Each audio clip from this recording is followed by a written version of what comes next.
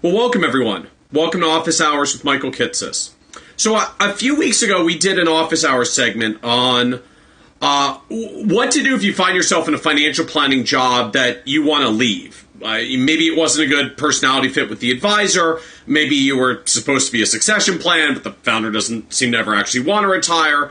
Or maybe you just joined a firm excited to do financial planning, only to discover that in reality it's a sales job or an admin job or something else that unfortunately involves very little actual real financial planning. And sadly, I actually find that the last scenario is more common than the other two. Because unfortunately, we're still in a world where there's no limit on who holds themselves out as a financial advisor or saying they do financial planning. And so we have a lot of firms that say they do financial planning and hire people to be financial planners. And in reality, the firm is purely selling products and they're just hiring people to bring in more clients to sell products to. And even worse, I find that for a lot of new financial advisors, when they're interviewing for the job, they don't ask questions about the job to try to figure this out. So they don't discover the problems until they show up to do the job and then realize it wasn't what they expected. But the reality is that a job interview should be two ways. The firm interviews the candidate, and the candidate interviews the firm. And I know for some of you that are probably listening to this that are still just trying to find any financial planning job, it's really scary to ask questions to the other person in the interview because you're just trying to answer the questions to get the job. But when you just answer questions and you don't ask them, that's how you end up in the wrong job that isn't a real financial planning job that leads you to send me questions a few months later like, is it too soon to quit my crappy, not really financial planning job? So in an effort to try to avoid some of these problems, I thought I would share some tips in this office hours about what questions that you as a prospective hire should be asking the firm before you take the job. Now, I'm assuming here that you're applying for some kind of paraplanner or planning associate kind of job. So if you're an experienced advisor, you're already working with clients, the questions you need to ask when deciding what firm to join or affiliate with are very different. So this is really about questions that you ask when you're searching for, call it that first financial planning job, particularly if you're trying to satisfy your CFP experience requirement. Now, first and foremost, if you want to find a good job, the starting point is actually doing your own due diligence on the firm itself. And I suggest three primary areas to check out is just basic due diligence. Number one is check out the firm's website and really go through it and read it. What do they do? How do they communicate their value? What is the bio and background of the founder and the key staff members and the other advisors?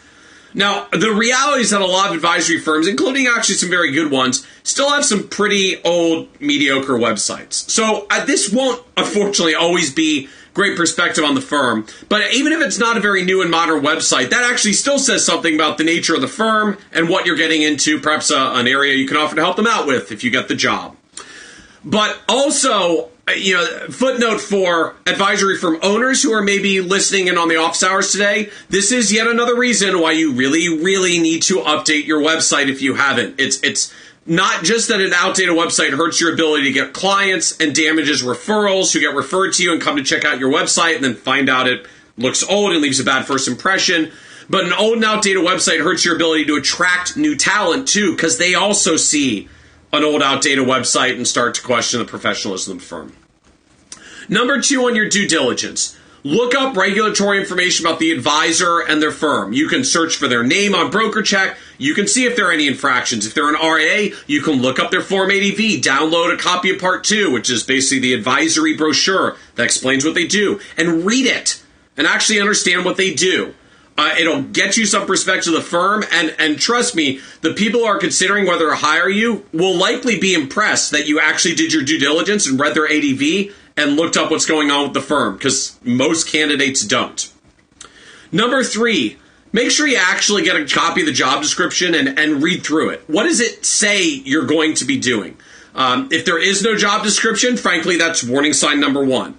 But even if there is, it always stuns me the number of times I hear advisors say they're unhappy with their jobs, and then I see some information about their job description, and what they're doing is exactly what it said they were going to be doing. Now, sometimes job descriptions aren't clear about relative balance, and we'll come back to this a little bit more later, but it might be that there's some financial planning things on there, some administrative tasks, and you were kind of thinking it would be 90% financial planning and 10% admin, and it turns out it's 90% admin and 10% financial planning. So the job description is not always the best evidence, but as a starting point, really read it. And if they don't have one, view that as a warning sign. Now, once you've done your due diligence, it's time for part two. And part two is the interview itself. And again, as I mentioned earlier, I know when you're interviewing, you're primarily focused on just trying to make sure you present yourself well so you get the job, but you need to ask questions to make sure you get the job you actually want. And so in that context, I'm going to give 10 questions I recommend you ask when you're evaluating a prospective financial planning job opportunity. Try to understand a little bit more of what you're getting into.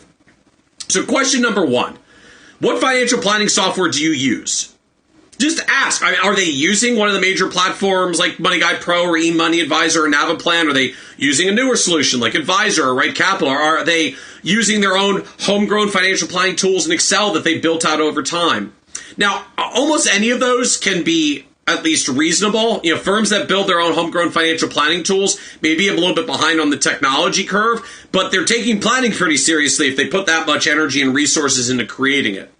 But if you hear a response like, oh, those financial planning things don't matter, those software doesn't matter anyway, so we don't really use that stuff, well, I think that's a lot of the answer about how serious they really are about financial planning. And not to say that financial planning software projections are the be-all, end-all, but the number of firms that do really awesome, amazing, in-depth financial planning and completely throw the software out the door is very, very few and far in between. Most, if they're not using the tools, it's because they're not serious about the planning.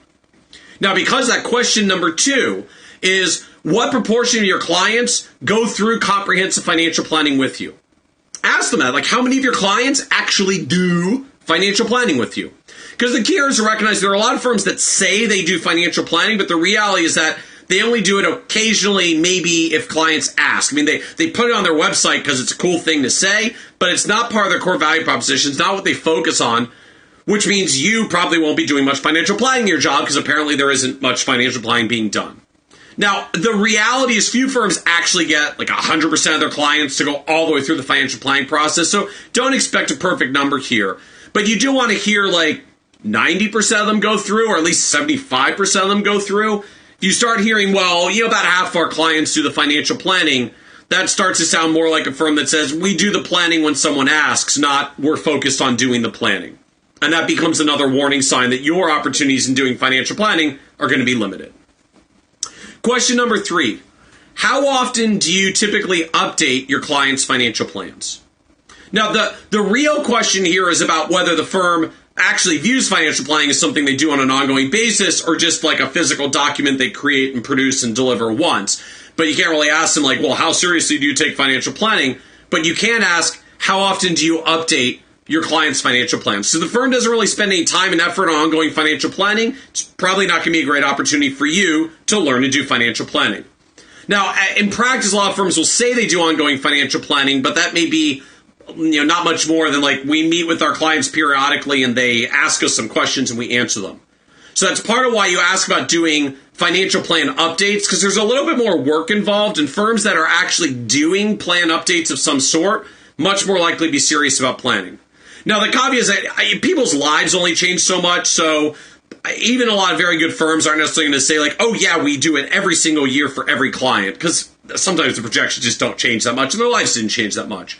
But do they say, well, we just do it as needed, we wait until they ask for it, or do they say we have a process to do it every few years, or maybe we don't do full plan updates, but here's what we do for financial planning on an ongoing basis? All of this helps to give you some perspective about what financial planning really means to that firm. Number 4, ask how the firm generates its revenue and how much of it is recurring. I think Jay made a comment about this on the Periscope earlier. The reality of financial planning is that if a firm is going to do deep upfront and ongoing financial planning, especially the ongoing part, they need ongoing revenue. Because failing that, failing that their revenue should purely be financial planning services. So like charging hourly, charging standalone project planning fees.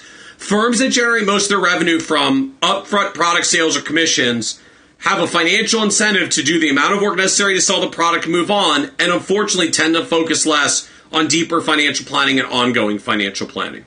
Firms that either charge for planning or have some kind of ongoing recurring revenue to support ongoing planning are better aligned and tend to do more planning work. Now, I would point out this is not about whether the firm is fee only or not, or even whether it's an RIA or not. There are plenty of firms doing good financial planning on an ongoing basis, supported by ongoing revenue, but their ongoing revenue happens to be mutual fund trails, annuity trails, advisory accounts that are fee-based accounts while blended in with the broker-dealer and other sources. So this isn't about fees versus commissions, but it is about financial planning fees or some kind of ongoing revenue model versus just commissions alone.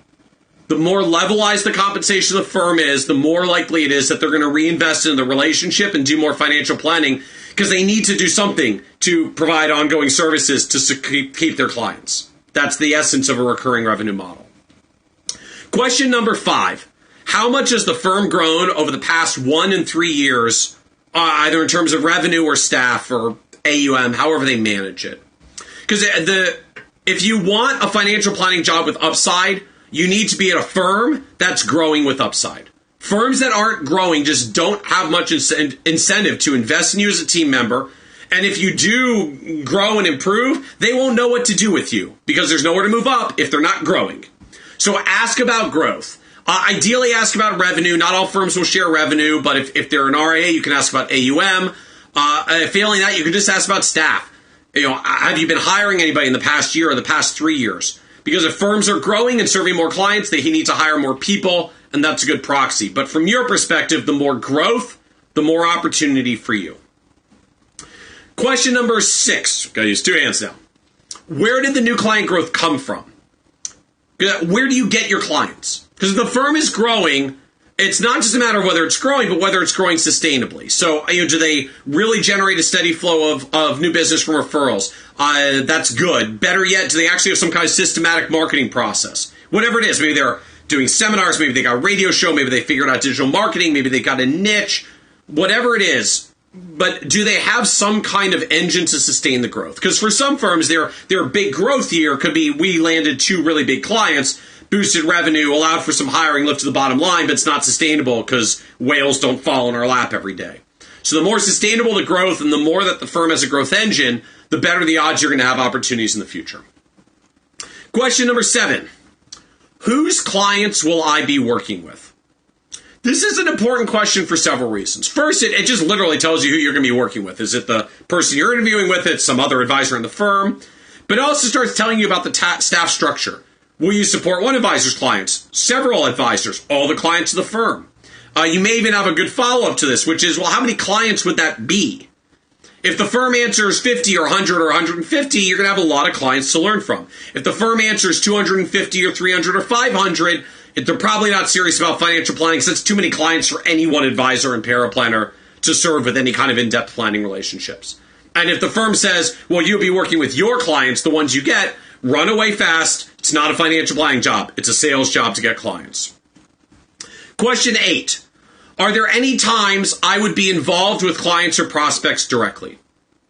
Here again, the question gets at 2 issues. The first is how the firm really views your role.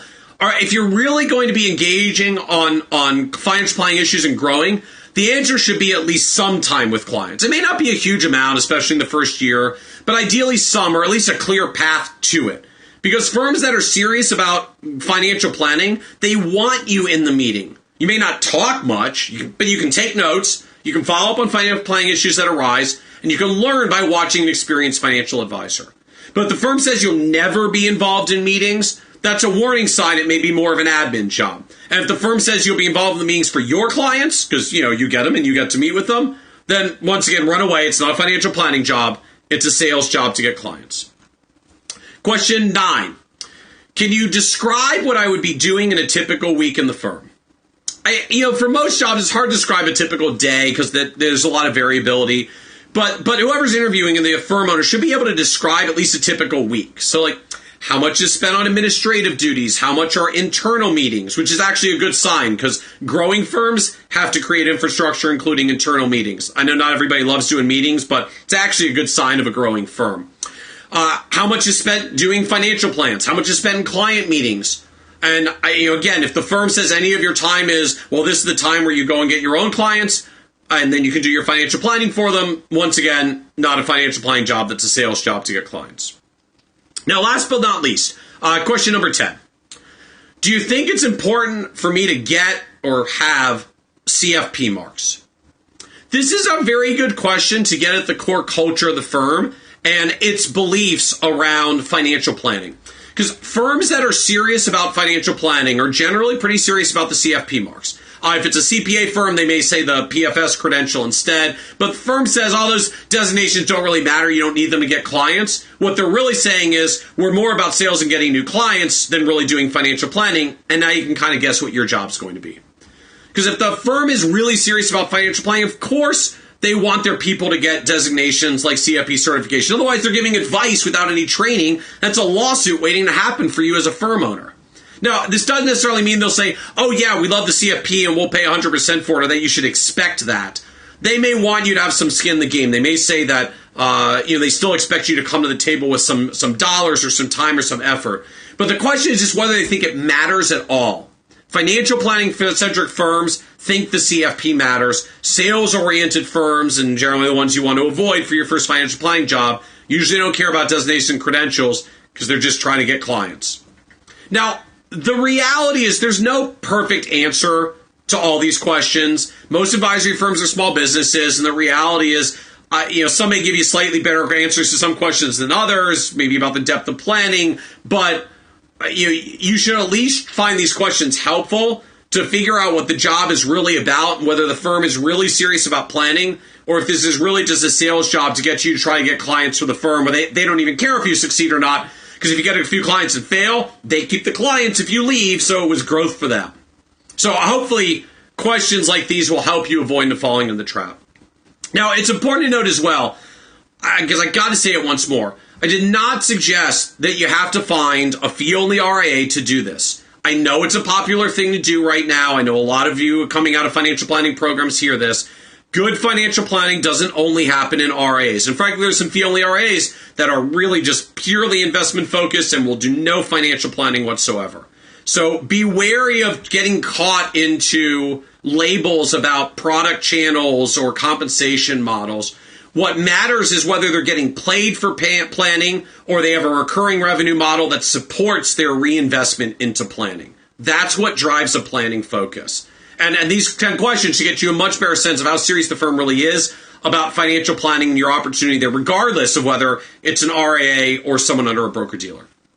Now, the last tip I give, just as we wrap up here, is to recognize even if the job doesn't go well, it may not be, or I should say, even if the job does go well, it still may not be where you stay for the long run. And that's okay. You don't have to pick don't pick a job that you know is a bad fit, but you don't have to find the one true job, the one true firm, and your first job out of the gate. Because the truth is, you may not even know which parts of the profession you really like or which roles you like in the firm until you do it for a few years. So don't worry about finding the perfect job. Find a job, do it for a few years, then reassess where your career is and where you are in the industry. But when you try to find a job, at least try to find a real financial planning job, and hopefully these interview questions will help.